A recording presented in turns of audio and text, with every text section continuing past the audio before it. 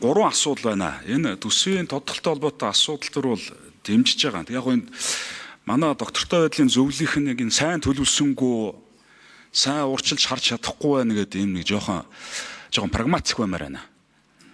Энэ даймаа, хормуулсын хоолой, Украины нөхцөл байдлыг ер нь яаж ч урьдчилж харах боломжгүй байхгүй юу? Энд чинь өдөр болгон өөрчлөгдөж, өдөр болгон түлшний эрчим хүчний үн өөрчлөгдөж байхад урьдчилж харна гэж бас яг юу ч яриад байгаа. Тэгээд төсвийн доктортлоо байдлын энэ хуулиа бид нар нэг жоохон өөрчлөлмөр байна, жоохон засмаар байна. Жоохон прагматик болмоор байна. За нэгдүгээр асуудал, хоёрдугаар асуудал энэ яг сая Бачаргал даргын хэлээд байгааг хэлэх гээд байгаа. Их хурал санал хураагаад буцаагдсан хуулийг байнга орооноос санаачилж оруулна гэж яг юу яриад байгаа юм. Ингэж болохгүй шүү дээ. Нэгдүгээр асуудал. Хоёрдугаар асуудал юу гэхээр яг дараад нь засгийн газраас юу гэж ярих вэ гэхээр их хурал тэр хуулийг чинь буцаацсан. Биш өчнгөө болгоцсон гэж ярих байхгүй. Сая цалин дэвтгэрийг нэмэх асуудал төр сайд нар орж ирээд юу гэж хэлсэн бэ? Үгүй их хурал нэмсэн шүү дээ. Бид нар мэдээг бах нэмсэн гэж ирсэн шүү дээ. Тэгэж засгийн газрын урд дуур орж ийм хууль санаачилж болохгүй хоёр дарга. Хоёрдугаар асуудал. Гуравдугаар асуудал энэ яг нөөтийн асуудал руу би бол дэмжихгүй байр суурьтай байгаа. Та нар ч одоо нэгийг хараад нэг юм ярихаар тийм ээ гэчээл нөгөөтг нь шал эсрэг байр суурьтай асуудал илэрхийлж хахад санал байр суурь илэрхийлж байгаа тийм ээ л гэж сууж ах юм. Гэхдээ нөөтийн босго нэмэгдүүлэх чинь далд эзэнс чи томорд юм байгаа ч.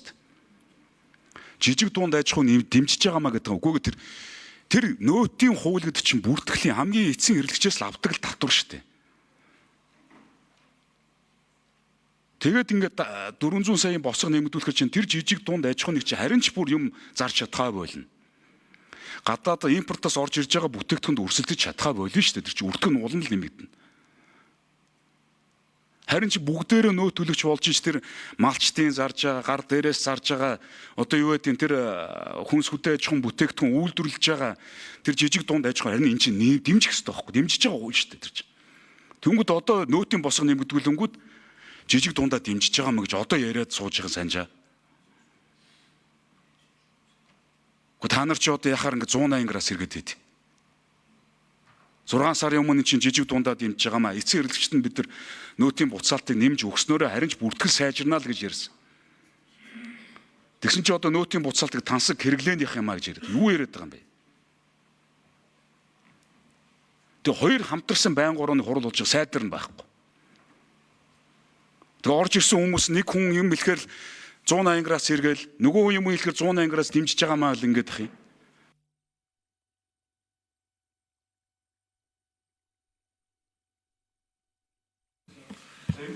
За хэн хариулах вэ? За 9 уу, 8 уу? За 9 номер.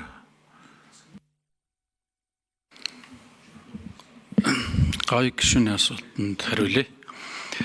Тэгэхээр өмнө одоо хилцүүлгийн шатанд бол энэ нөөтийн системийг бол цогц системээр нь тогтолцоогоор нь бол авч үзэх ёстой гэдэг.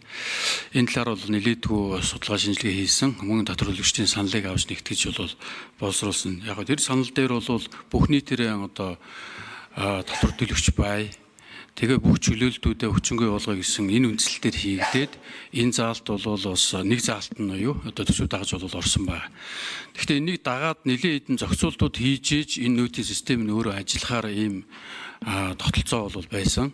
Тэгэхээр энэ дараагийн өргөн барьсан хуулиуд дээр тэр төслүүд маань тохиргоонууд нэгдэх тэр төслүүд маань бол татагдсан учраас энэ одоо засаг дээр ярьж байгаад ер нь бол олон тийм өөрчлөлтүүд орохгүйгээр төсөвтэй холбоотой цөөхөн өөрчлөлтүүдийг нэмэлт өөрчлөлтийг явуулъя. Татварын одоо цогц шинжилгээг бол дараа нь хийя гэдэг утгаараа ярьсан. Тэгээ энэ дээр бол бас нөөтийн босгыг бол харин оруулъя. Энэ нь бол одоо жижиг дунд бизнес эрхлэгчтэй энэ удаа бол бас тодорхой хэмжээний ад шаллаас бол багасгая гэдэг утгаар бол энэ асуудлыг оруулсан байгаа.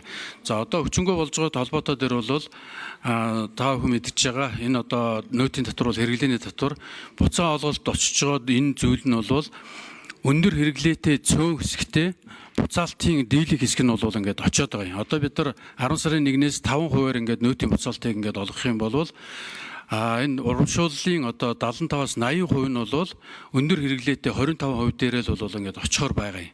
Нэг талаар. Нөгөө талаар энэ нөөтийн босгочийн өөрөө 10 саяар бол сайн дурын нөөт төлөгч болох хэрэг нь бол нээлттэй байгаа шүү дээ. Энэ бол энэ одоо хөндөгдөөгүй явж байгаа гэсэн үг. Тэгэхээр бол нөөт төлөгчөөрөө ингээд суудхан төлөгчөөрөө ингээд үйл ажиллагаа цааш үргэлжлүүлье гэж байгаа байгууллагууд дээр бол энэ 10 сая бол хэвээрэн байгаа гэдгийг бас нэмж хэлье.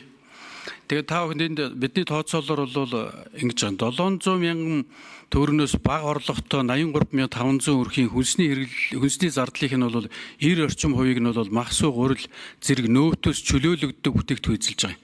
Тэгэхээр ийм 700 мянган төгрөгнөөс бага орлоготой өрхийн сар дунджаар нэг 37 мянган төгрөг буцаан олгож байхаар бол 2.1 сая төгрөгөөс дээш орлоготой өрхөд бол 137 мянган буцаалт олгохоор байгаа байхгүй юу. Тэгэхээр өндөр орлоготой хэсэгтээ 137 олгоод байдаг. 700 мянгаас бага орлоготой 37 мянгаар 3.7 дахин ийм өндөр буцаалт олохоор байгаад байна. Тэгэхээр энэ удаагийн засаг дээр бол ярьсан зүйл бол хэрэглээг нь дэмжих үү эсвэл одоо энэ хөдөлмөр эрхлэлтийн дэмжиж орлогыг нь хамгаалах уу гэдэг энэ сонголтын дээр л энэ хувилбарыг бол оруулсан байна.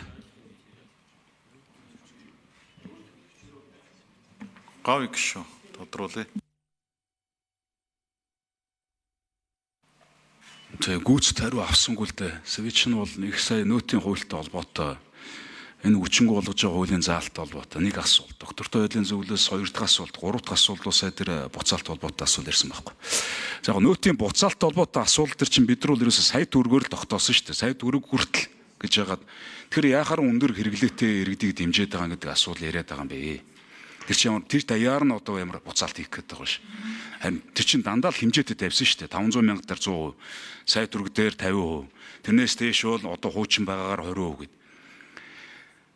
Тэгээд мөнгө байхгүй л гэдэг юм. Уг нь бол эн чинь 28 оны 1 сарын 1-ээс хэрэгжүүлэхээр хойшлуулсан болвол энэ төсвийн орон зай чи 28 онд л хангалттай харагдчих. Яг одоо энэ төсвийн үрийг харуул 38 их найд болцсон л байна гэдгээр л тооцоолж байгаа юм байна. 6 сарын дараа ингээд хуулиа өөрчлөнө гэдээ орж иж болохгүй байхгүй. Яг зүгээр энэ сүмөрөө нэг юм дээр жоохон хуулийн өөрчлөлт хийжээвэл бид нар яд чинь урагшаага нэг алхдаг баймаар байна. 6 сарын өмнө нэг алхачаал 6 сарын дараа хойшоо 2 алхана гэж хуулийн төсөл оруулж иж болохгүй байхгүй юу. Тэгээ чимэд сүрэн 6 сарын дараа байр суурь чинь бас өөрчлөгддөг гэж бас байж болохгүй. Татврын бодлогыг та тэнцээ сангийн яам дээр ахалж байгаа бол татврын бодлого аль болох зөв болох талаас нь сүмөрөө өөрчлөлт хийгээ явах хэрэгтэй шүү дээ. Тэр дарга нартаа бас хилдэг байх хэрэгтэй шүү дээ. Тэгээд дараад нь сайд нар чи орж ирээ юу гэдэг вэ гэхээр их хурл тэр тооцоолоогүй төсөвт байхгүй мөнгө нэмсэн гэж ярьдаг. Их хурлууд төсөвт байгаа мөнгөөр л бид нар тэтгэвэр цалингаа нэмсэн. Та нар харин очиод илүү мөнгө нэмсэн шүү дээ энэ засаг бол.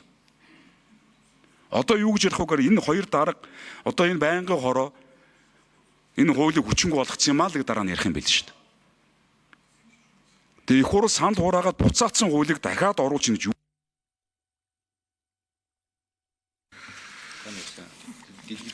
Энэ чинь юу байхгүй та. Түрүү тайлбарласан шүү дээ зөндөө. Энэ төсвийн өрөөний мэдээллийг өргөн барихдаа 2 хууль дагуулсан үзэл баримтлалт нь 2 хуулиа ингээд тусгацсан.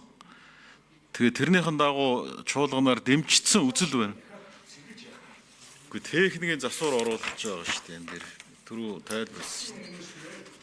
Бишээ засгийн оруулж тэгээ хэлц хэсгэн дэмжигдсэн. Тэгээд засвар оруулаад байнгын хорооноос санаачлаа засвар оруулаад явж байгаа. Тэгэхгүй бол нэг заалт 2 тусчих гээд исэн байхгүй юу да. За өшөө тэндээс нэмж хариулах уу? За 8 новембер. Санжаад орж сангийн гишүүний асуултанд хариулъя. Манай нөгөө хийсэн тооцоогоор ингэчээд байгаа. Бага дунд орлоготой ялангуяа бага орлоготой иргэдийн хувьд бол нийт нэг орлогын хэмжээнд буцаагаад яг зарлага болж гарна. Тэгвэл одоо юу гэдэг нэг ойролцоогоор 700 мянга төгрөг одоо сардаа зарцуулдаг өрх байлаа гэж бодъё. Тэгэхэд бол энэ одоо нийт 700 мянга төгрөгнийх 90% нь махсуу гурил боловсрал эрүүл мэнд гэдэг дандаа нөөтгөө бараа хөдөлж авч чадаа. Тэр энэ хэсэг дээр бол ямар ч дэмжлэг болохгүй болчиход байна. Тэгэхээр бид бага дунд орлоготой өрхтөрөө болвол илүү төсөв талаас нь өөрөөр хэлбэл энэ бага дунд орлоготой өрхийн маань гол орлого бас энэ хүмүүсийн хувьд бол цалин гол орлого биш байгаа даа. тэтгэвэр халамж гол орлого байна. Тэгээ энэ хэсэг дээр нь илүү төсвийн одоо чиглэлээр ажиллах нь зүйтэй байна гэдэг ийм агуулгаар бол бид харж ажиллана. Нөгөө талдаа бол бид нар нөгөө өргөн барьсан байгаа төсвийн хүрээний мэдээлэл дээр бол одоо орлого дотор энэ нөөтийн хуулийг бол бид нар буцаана гэж тооцоод орлогыг нь одоо ингээд тооцоо тавьчихсан байгаа. Энэ хууль маань одоо явахгүй болохоор нөгөө тэр орлого маань бас буурах болчоод саяны нөгөө бодлого маань засгийн барьж байгаа энэ бодлого маань яг эсэргээрээ яваад илүү бид нар хэрэглээ талаас нь өрхөдөө дэмжих болчиход байгаа. Одоо бол бид нар баг дунтайгаа бол орлого талаас нь илүү дэмжье гэдэг ийм л агуулга явуулдаг. Гав гişo тодруулъя. Өргөн барьсан нөөтийн нөгөө татврын багц хууль дээр чинь нөгөө нөөтийн хуулийн юуг нь харлаа л да. Тэгээ бид нар чинь бол нэлээд бас өмнө босруулсан байсан төсөл бол нэлээд урагшил реформын шин чанартай байсан байхгүй. Одоо хөрөнгө оруулалт хийвэл нөөтийн одоо юу вэ нөгөө үндсэн хөрөнгөд хөрөнгө оруулалт хийвэл нөөтийн шууд буцааж яахаар хасгалдуултын тооцоолъё. За гар дээрээс зарж байгааг бүгдийг нөөттэй дүн гэж тооцдог болъё. Тэр чинь бол нөгөө нэг малчид ч гэдэг юм ногоочд ямар нэг санхүүгийн хүндрэл байх байхгүй. Тэгээ явж байгаа. Тэгээ тэр өөрчлөлтүүдэд та нар өөрсдөө татврын хуулиас асч хаяад тэгээ тэр юмнаас бүгднгээс нь буцъя гэдээ явчихж байгаа байхгүй. Уу яг шууд 27 онд хэрэгжүүлж чадахгүй ч гэсэн 28 он 29 он шат дараатаагаар бид нар хэрэгжүүлэх боломж байсан шүү дээ. Тэгээ наад зөвхөн мах сүүн дээр яриад байгаа байхгүй. Гэхдээ эн чинь хүнсний үрхэн эргэлээ гэдэг нь маань им байна, тариа байна, одоо тэр шатхуун байна, түлш байна гэд зөндөөл юм байгаа шүү дээ. Зөвхөн мах сүүн ногоогоор дээр л авчиж байгаа байхгүй. Тэгснэ мах сүүн ногоогоор нөөтийн юунаас асч байгаа байхгүй.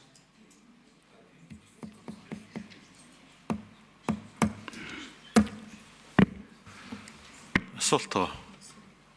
За мөх соёл гişo асуулт асууя.